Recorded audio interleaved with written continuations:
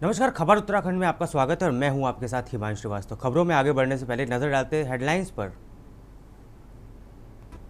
गैरसैंण में आज से उत्तराखंड विधानसभा का मानसून सत्र। त्रिस्तरीय पंचायत चुनाव में कथित गड़बड़ी के मुद्दे पर हंगामे के आसार।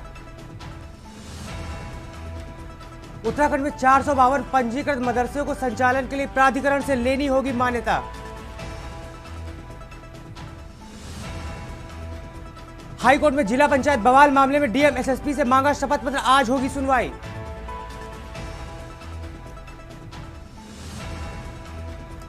स्टेट हाईवे के अस्तित्व पर मंडराया संकट। कनवाड़ी की पहाड़ी दरकने से बिगड़ने गए हालात।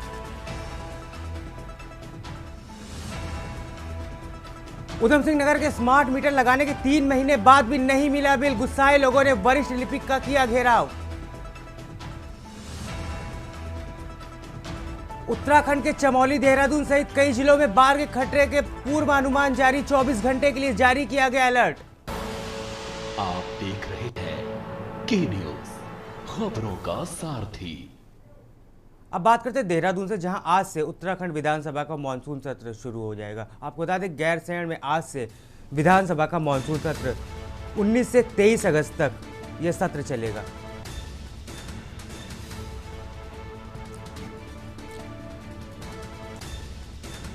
मानसून सत्र 19 से 22 अगस्त तक ये सत्र चलेगा। पंचायत चुनाव में गड़बड़ी के मुद्दे पर इस पर हंगामे के भी आज आसार दिखाई पड़ रहे हैं। विधानसभा के आसपास के क्षेत्र में धरना प्रदर्शन को पूरी तरह से प्रतिबंधित कर दिया गया है। वहीं भराड़ीसैंण में धारा 163 भी लागू कर दी गई है प्रशासन की तरफ से। के साथ ही सुरक्षा में 804 पुलिसकर्मियों की वहां पर तैनाती की गई है। अहम जानकारी आपको बता रहे हैं, आज से उत्तराखंड विधानसभा का मानसून सत्र प्रारंभ होने जा रहा है।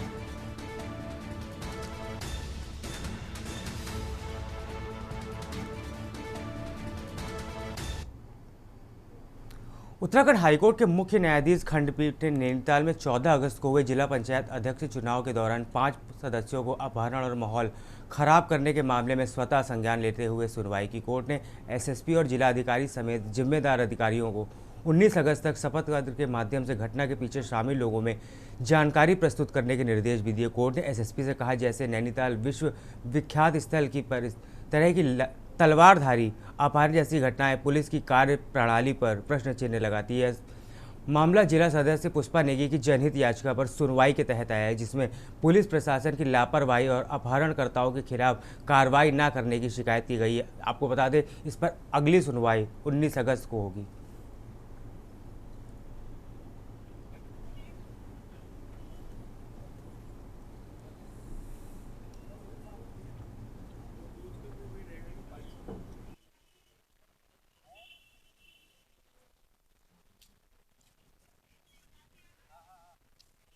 एडवोकेट जनरल और सरकार की ओर से जो पक्ष रखा गया, कोर्ट समझ रहा था, कोर्ट उस चीज से संतुष्ट नहीं है। कोर्ट ने ये कहा कि इतना जब परसों कोर्ट में प्रोसीडिंग हुई, कई चीजें सामने आई, उसके बाद एक्शन क्या लिया, आप दुनिया भर की चीजें बात बता रहे हैं। आप ये कह रहे हैं कोर्ट के आदेश पे हमने इनकी एफआईआर दर्ज कर दी। एफआईआर दर्ज करने का क्या मतलब होता है? वो तुम्हारे सामने है, कोई अरेस्ट नहीं हुआ। और कोर्ट ये जानता है, आज वो जो कोशिश कर रहे हैं ये दिखाने की, सवाल तो साफ साफ था कि भाई जहां सैनिटाइज एरिया सैनिटाइज क्यों नहीं हुआ? आप प्रेस को नहीं जाने दे रहे। ये लोग अंदर कैसे गए? अंदर गए थे हथियार कैसे लाए? और हथियार लाके अगर उन्होंने एबडक्ट किया तो बाहर कैसे आए? कोटद्वार में लकड़ी पड़ाव में 2 पक्षों के बीच जमीनी विवाद को लेकर मारपीट हो गई। पुलिस ने 1 आरोपी को इसमें गिरफ्तार कर लिया, जबकि 4 आरोपी अभी भी फरार है। अतिरिक्त पुलिस अधीक्षक चंद्रमोहन सिंह ने बताया कि हाल ही में हुई इससे लाठी डंडों का इस्तेमाल हुआ था और कई लोग इसमें घायल हुए थे। पुलिस ने इस मामले में 5 लोगों के खिलाफ मुकदमा दर्ज किया। मारपीट का एक वीडियो भी सोशल मीडिया पर तेजी से वायरल हो रहा है, जिसमें दोनों पक्ष लाठी डंडों से एक दूसरे पर हमला करते हुए दिखाई दे रहे हैं। पुलिस आरोपियों की गिरफ्तारी के लिए लगातार प्रयास कर रही है।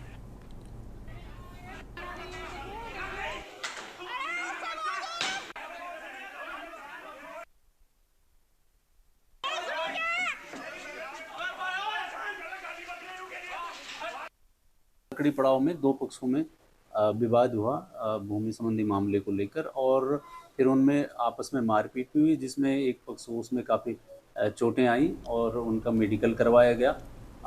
थाने में सुसंगत धाराओं में अभियोग पंजीकृत किया गया है और जो एक्यूज्ड हैं उनमें से एक एक्यूज्ड की गिरफ्तारी की गई है।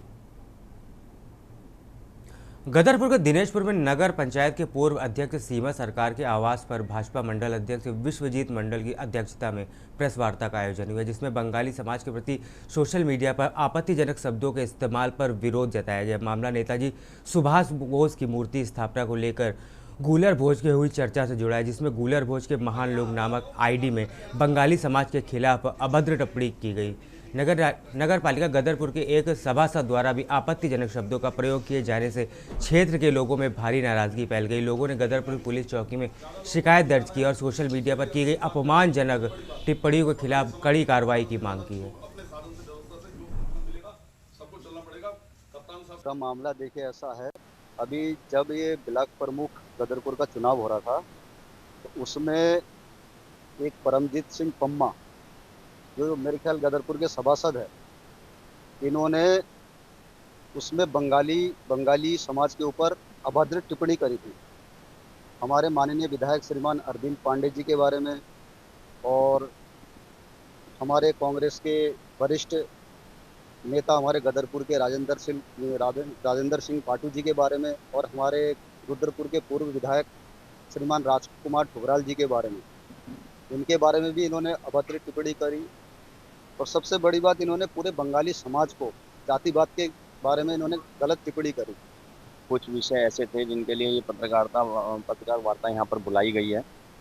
जो एक हमारे यहाँ तो गूलर भोज का जो प्रकरण है वो मैं आपको बताता हूँ। गूलर भोज का अपने एक आईडी चलाते हैं गूलर भोज वाले महान लोग। उस आईडी पे कुछ हमारे बंग बंधुओं के लिए उस फर्जी आईडी वाले ने मूर्ति एक लगी है सुभाष चंद्र बोस जी की, तो वो कहीं फर्जी मूर्ति लग रही है, उनका चेहरा नहीं मिलता है।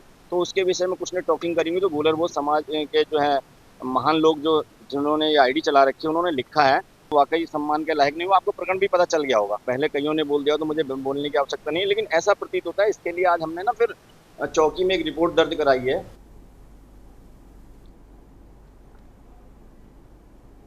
रुड़की के थाना पिरान क्षेत्र के बेटपुर ग्राम में मामूली कहासुनी के विवाद ने बड़ा रूप ले लिया, जिसमें जमकर लाठी डंडे भी चले और घरों की छत से पथराव भी किया गया, जिसका वीडियो भी सोशल मीडिया पर वायरल हो रहा है। वहीं इस विवाद में दोनों पक्षों के आधा दर्जन से ज़्यादा लोग घायल बताए जा रहे हैं। सूचना पर मौके पर पहुंची पुलिस ने घायलों को अस्पताल भिजवाया और पूरे घटनाक्रम की जांच में जुट गई। आपको बता दें कि पिरान कलियर के बेड़पुर गांव में दो पक्षों में किसी बात को लेकर मामूली कहासुनी के बाद विवाद ने बड़ा रूप ले लिया। आरोप है कि इस दौरान एक पक्ष ने दर्जनों लोग लाठी डंडे और धारदार हथियार लेकर आए और मारपीट शुरू कर दी। साथ ही महिलाओं के साथ की छत पर पथराव भी किया गया। घायल जाबिर ने बताया कि दो पक्षों में बच्चों की कहासुनी को लेकर झगड़ा हो गया था, जिसमें भाई ने बीच बचाव करने के लिए प्रयास किया, जिस पर एक पक्ष ने दर्जनों लोग लाठी डंडे लेकर उनके घर पे आए और मारपीट शुरू कर दी।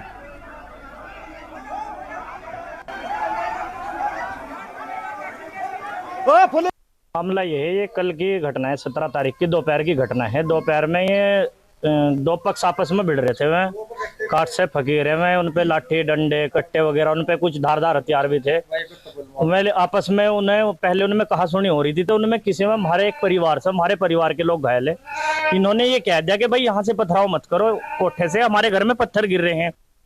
हमारा गाँव बेड़पुर हो जी, हम कहीं बाहर काम गए हुए थे, तो जो एक आपस में लड़ाई हो रही थी दोनों पक्षों में ही, तो आप फिर हमारे घर आए में चढ़ को, दूसरा पक्ष दूर से आए, कम से कम आधा किलोमीटर दूर से लट लेकर आए।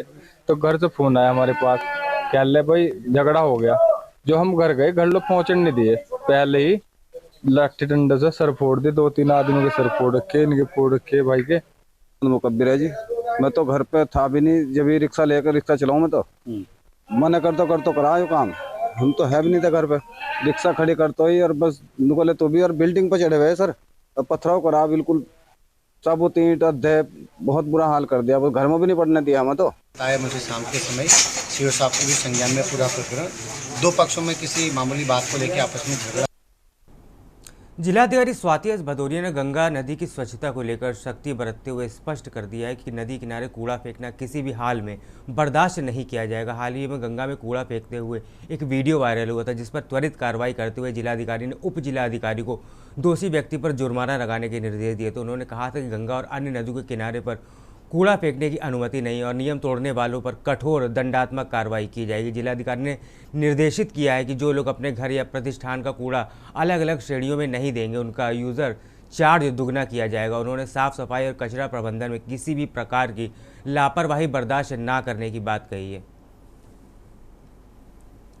में हम लोगों ने यहाँ जो बेस हॉस्पिटल है उसका भी निरीक्षण किया। वहाँ काफ़ी सारी जो हमारे अल्ट्रासाउंड से लेकर CT MRI जो OPD कक्ष आदि सभी का निरीक्षण किया हम लोगों ने और साफ़ सफाई वहाँ मेंटेन करने के लिए कहा है। साथ ही वहाँ शव वाहन की एक बहुत कमी मुझे लगा कि आवश्यकता है, तो उसके लिए हम लोग जल्दी प्रयास करेंगे शव वाहन अस्पताल को उपलब्ध कराया जाए। और इसी के साथ ही फरासू, क्योंकि हमारा अक्सर बंद होता रहता है और NH पे है वो, तो हम लोगों ने उसका भी निरीक्षण किया। तो जो नीचे से कटान हो रहा है उसके लिए भी अभी NH को बताया है कि नीचे का कुछ एक टेम्प्रेरी सुरक्षात्मक कार्य एटलीस्ट कर लें, जिससे फिलहाल के लिए कटिंग रुक सके एंड आगे के लॉन्ग टर्म प्रोजेक्ट के लिए उसके ट्रीटमेंट का कार्य भी किया जाएगा।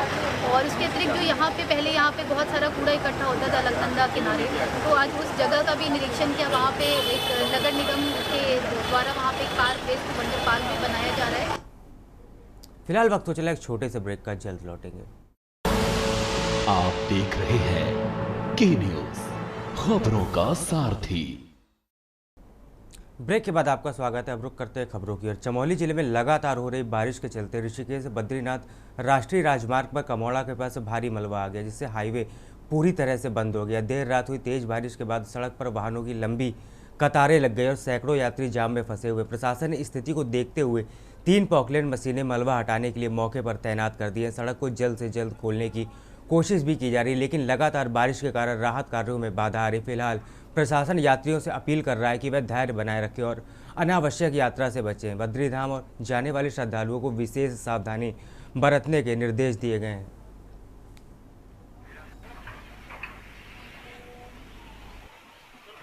रात को भारी बारिश के बाद ऋषिकेश बद्रीनाथ हाईवे कमेड़ा के समीप बाधित हो गया है। इसको खोलने के लिए यहाँ पे प्रशासन द्वारा 3 JCB मशीनें भी लगाई गई है।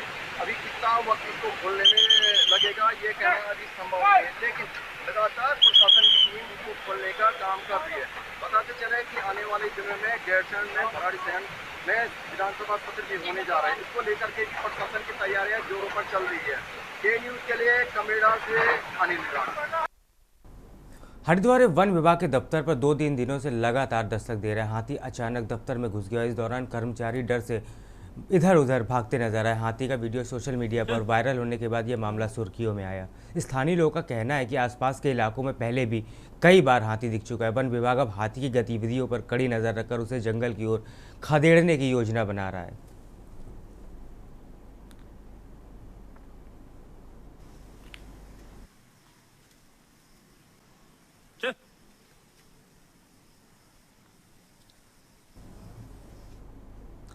कॉर्बेट नेशनल पार्क से ठेला जाने की प्रकृति का अनोखा नज़ारा सामने आया है, जहां राष्ट्रीय पशु बाघ और राष्ट्रीय पक्षी मोर एक ही फ्रेम में कैद हुए हैं। 24 जुलाई को ढेला ग्रासलैंड में सैलानी और फोटोग्राफर ने यह दुर्लभ दृश्य देखा था। वीडियो में मोर पीछे शान से चलते बाघ को देखा गया, जबकि न बाघ ने शिकार की कोशिश की, ना ही मोर ने डर दिखाया। दोनों के बीच यह तालमेल प्रकृति के संतुलन का प्रतीक बताया जा रहा है। नेचर गाइड राकेश भट्ट ने इस खास पल को अपने कैमरे में कैद कर लिया, जो सोशल मीडिया पर तेजी से वायरल हो रहा है।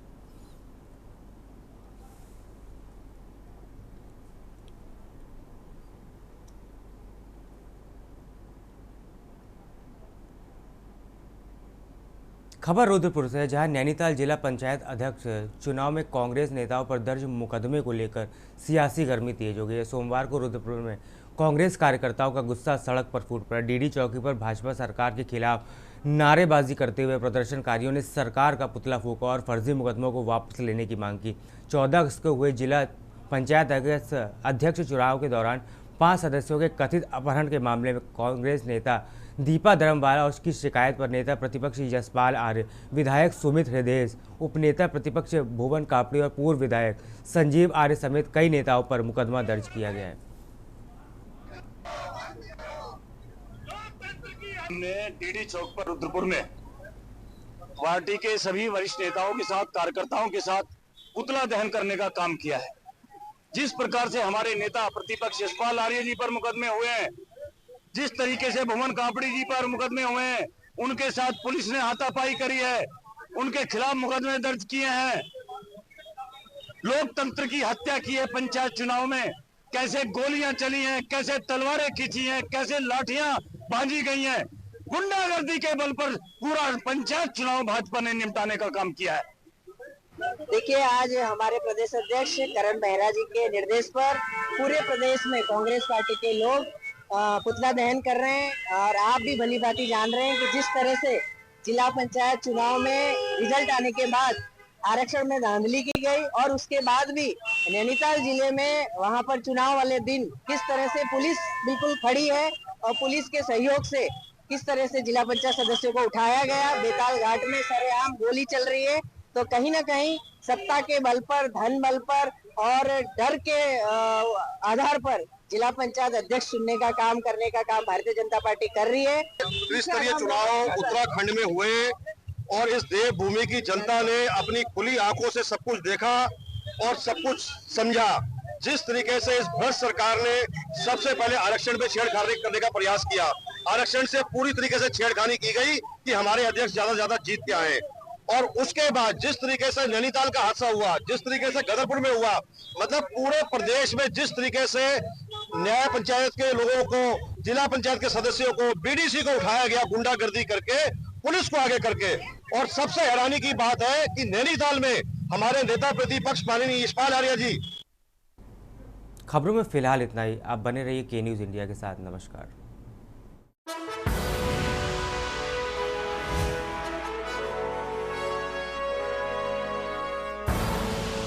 आप देख रहे हैं के न्यूज़, खबरों का सारथी।